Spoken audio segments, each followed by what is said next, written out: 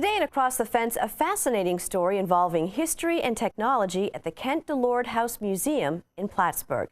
Good afternoon and thanks for joining us. I'm Judy Simpson. My guest this afternoon is the director of the Kent-Delord House Museum, and he comes to us with a tale of two paintings in the museum's collections. It is a pleasure to welcome Don Wickman. In addition to being director of Kent-Delord, Don is a historian and a writer. He's also been with us before to discuss our region's Civil War history. Welcome back. It's great to see you. Always a pleasure, Judy. Let's start with an overview of the Kent-Delord House Museum. The house was actually built in 1797, and in 1811 it fell into the possession of Henry Delord, and for 3 generations of the Delord family, it was a prime place of visitation and history in the city of Plattsburgh. In 1913, the last Delord descendant died, and in 1928 became a house museum, and it's just a treasure trove of artifacts and history for Plattsburgh because the family didn't throw anything out.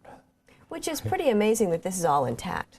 Yes, the paper collection, the manuscripts are now at SUNY Plattsburgh Special Collections, but everything else is sitting in the house. It's just like a frozen in time for furniture from the War of 1812, and even some material from the War of 1812 is right in the collections. And it's on a prime location where the Saranac River drains into Cumberland Bay.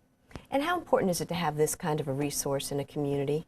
I think it's essential because it captures Plattsburgh history. And Plattsburgh went from this little village on Cumberland Bay, handling primarily water trade, and then it just increased with the railroad and the highways, the colleges getting built.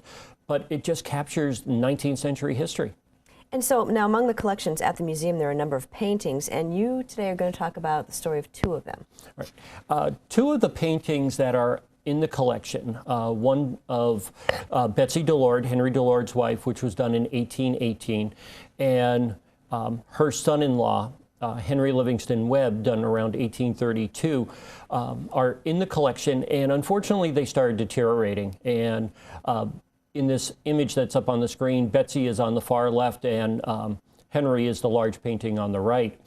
And they've deteriorated in time and they needed some restoration work, but they've also traveled a little bit. These are the Delords, Betsy, Henry, and their daughter Frances.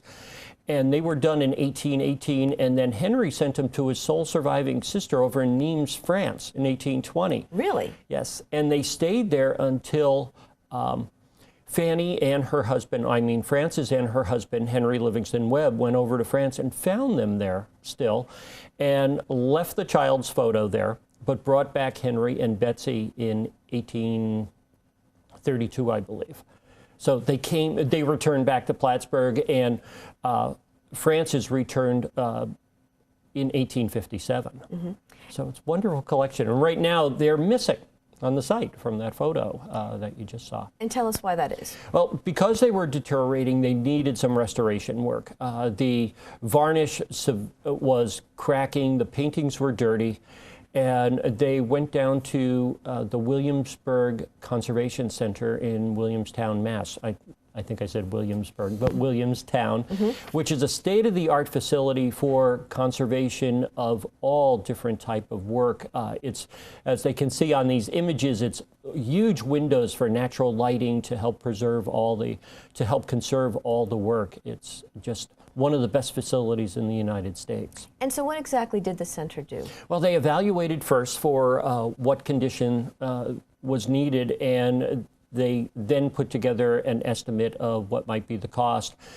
And their idea was to strip off all the old varnish, which really turns dark with age, and then to fill in any of the other areas that needed repainting.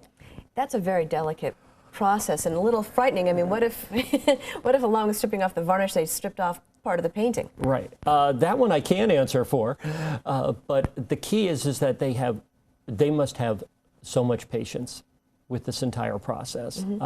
But it just changes a painting completely when you start stripping away some of the layers. I know we have some before and after photos which are really quite stunning. Right. And this is Betsy on the left is Betsy pre-restoration. And then you just see the colors suddenly jump out. The completed portrait is on the right. She has color to her face.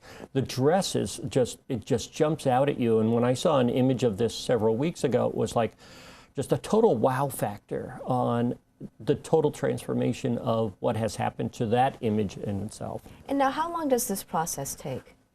It's, let's see, I think the paintings went down there in midsummer, and it's a long, tedious process, and I compliment the staff that has worked on this. And in this image up here, this is showing part of Betsy under a ultraviolet light, and the dark portion is what they have retouched.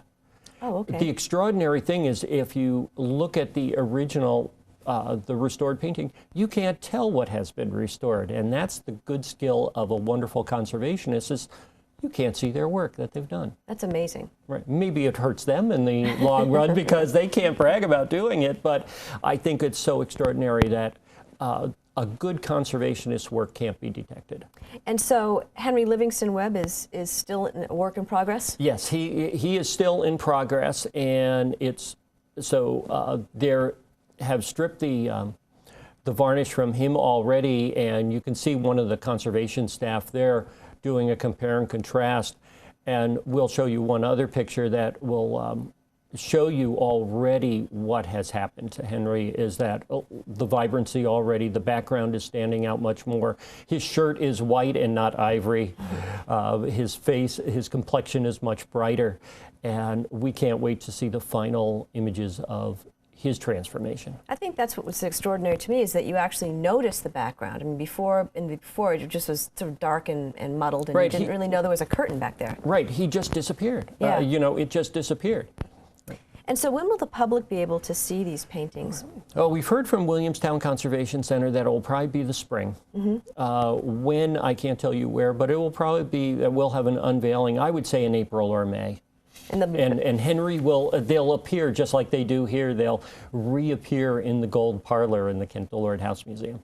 And so that's not the complete story for us today. No, what was really fascinating is that Betsy DeLord and her husband Henry and Frances were painted by an Abraham Tuthill. We know of that from the paper trail that's remaining. But in 1835, Henry had died, but Henry Livingston Webb took it upon himself to have Henry Inman, a well-known portrait artist, come in and paint over part of Betsy's image. Oh, really? Right. He painted a shawl over her and decided to make her more modest. And what's intriguing is we knew about that according to the paper, but we didn't know what the changes were. And what Williamstown is going to present us is an X-ray. Really? Of the portrait, and what it will show is Betsy in 1818 and what Inman covered up in 1835. And do you have any idea what that's going to look like? Not totally. Not totally, but we're really excited to see the final product, because that's going to be part of the other unveiling, is sort of like Betsy DeLord uncovered, and showing how she might have been a different dress in 1818. Was that common, do you know, to do these sort of updates on portraits, family portraits? I don't have an answer to that. That's a good one to research further, but I think it's extraordinary that the technology exists that we can say, this is what Betsy looked like in 1818 versus 1835. I think that's fascinating. And I think that's part of the real story. It's not just a restoration of two photos, is that we have a mystery being uncovered at the same time through technology. Now, it's all well and good to look at photographs or paintings and say, well, they really need to be restored, but it's quite another thing to actually get the funding to do that, because it's got to be rather expensive. The total price tag for these two paintings through Williamstown is $11,000. Now, we've been fortunate that members have been donating already. The Plattsburgh New Rotary Club has made a nice donation, but we're still looking for additional funds to bring us up to the $11,000. And if people are interested in perhaps donating or participating in the project, what should they do? They can certainly, we're going to post an address up here, we're accepting donations, and it's simply, they can send them to the Kent-Delord House Museum, 17 Cumberland Avenue, Plattsburgh, New York, 12901, and just put in the memo line, portrait. or portrait fun. And so why do you think it's important to do these kinds of projects? Well, if we don't do these, our history deteriorates in front of our eyes. And by doing this project, we are preserving the Delord legacy for future generations. I think it's as easy as that, is that we're not throwing history out the window. And so we've been talking mostly about these portraits, but what are some of the other things that people can see when they come to the museum? Well, we have so much of the furniture preserved from the Delord family. We have pieces that are traced back from 1812. We actually have a mess chest that was left behind by a British artillery officer in 1814 when they were hurriedly retreating from Plattsburgh after Macdonough defeated the British fleet in the Battle of Plattsburgh, right outside our window in Cumberland Bay. Have one of the most pristine views of Cumberland Bay, but it's just almost like captured in time, this history of the three families, and every branch of the family was something different. We have the Delords, and he was a well-known merchant and judge in the community. Henry Livingston Webb was a lawyer.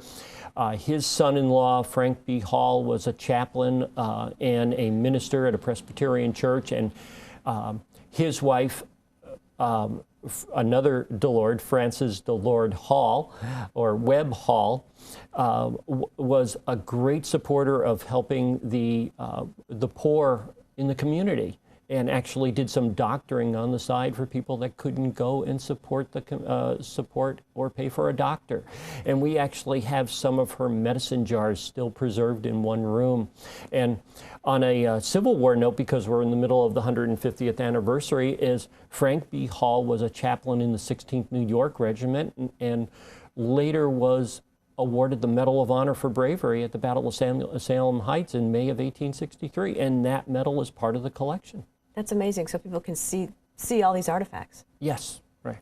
And so as you look ahead, what's in store for the Kent-Delord House Museum? The biggest thing that's coming up right now, and for the entire city of Plattsburgh, is in September of 2014, right, I'm going back in time, is the Battle of Plattsburgh commemoration. It's 200 years that battle was fought.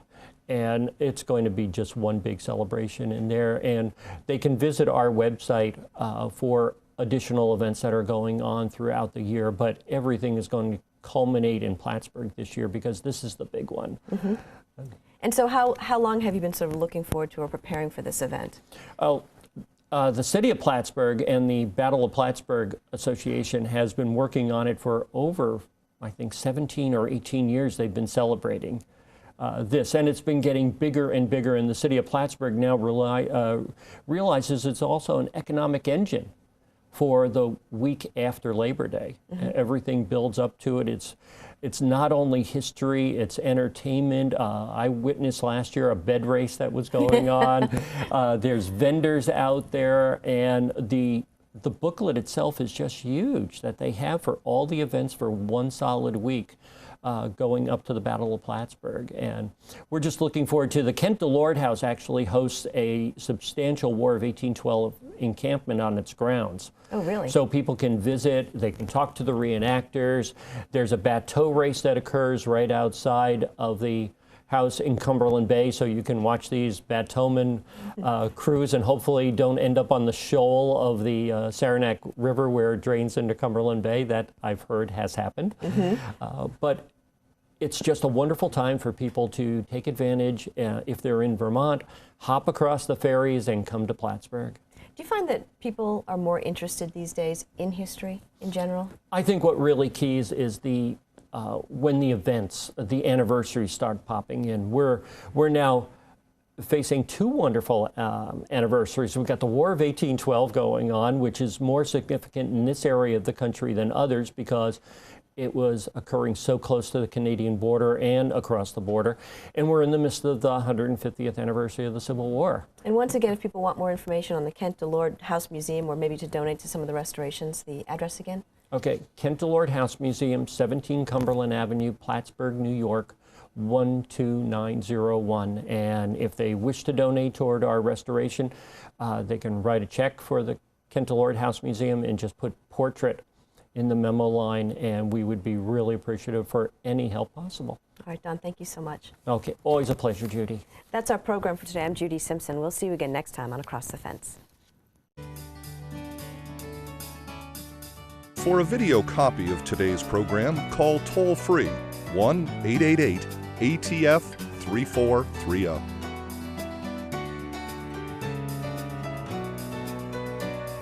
Across the Fence is brought to you as a public service by University of Vermont Extension and WCAX-TV.